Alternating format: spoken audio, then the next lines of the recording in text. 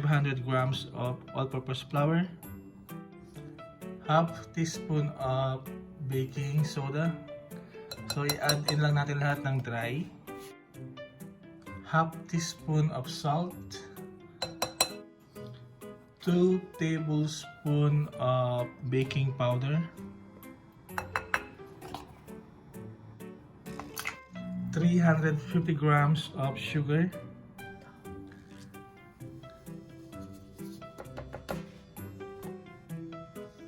then mix until combined.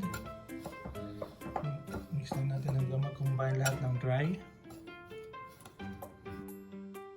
So isip lang muna natin yung ating dry ingredients para maiwala yung mga lumps, no?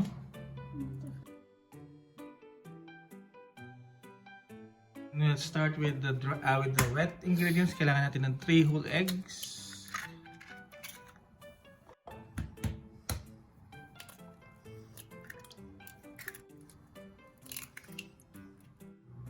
1 cup evaporated milk,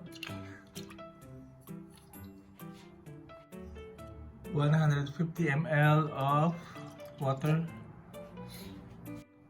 200 ml of cooking oil or coconut oil, 1 tablespoon of vanilla extract, and few drops of food color, yellow egg.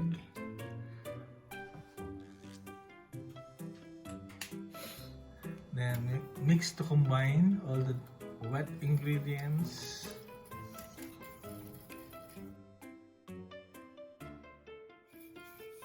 So by now we can add starting our dry in our wet ingredients.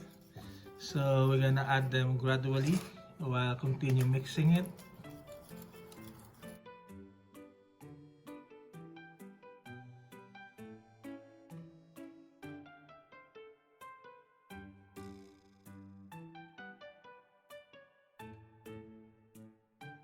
Ito na yung ating mixture, hindi siya masyado makapal, not too thin, not too thick. Yan. And then we're gonna transfer it to our mold, muffin mold. Ito yung ating mold, nag-grease na natin siya. And we're gonna fill it until 3/4 of the mold. So don't overfill kasi mag-rise pa siya. So 3/4 of the mold.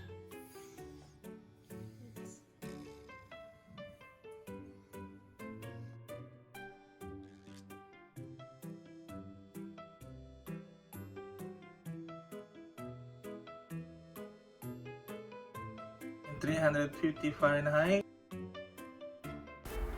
We're gonna bake it for 15 to 20 minutes or more. After 20 minutes. Ayan o, mundo o. Clear?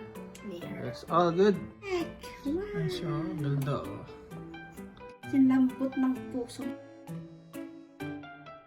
Next batch hanggat maubos yung ating mixture. After 20 minutes, ayan na siya. Di ba pwede yan? Ayan, kaya tayo. Mabaon na rin yan, no?